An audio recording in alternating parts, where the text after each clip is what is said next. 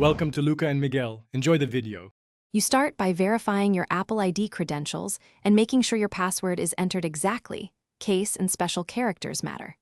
Next, confirm the device is online via Wi-Fi or cellular data.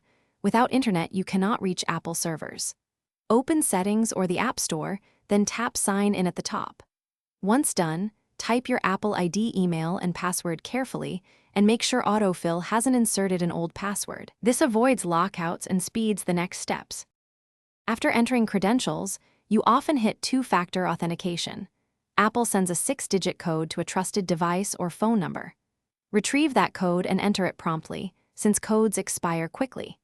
If you see an approval request on another device, approve it to skip manual codes. Make sure to enable Face ID or Touch ID for faster, secure future sign-ins, and create app-specific passwords for legacy apps when required, because they keep your primary password private while maintaining access.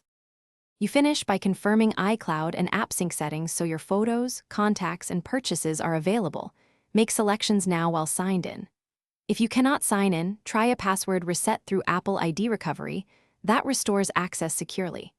When verification codes don't arrive, check system status, network connectivity, and your trusted phone number.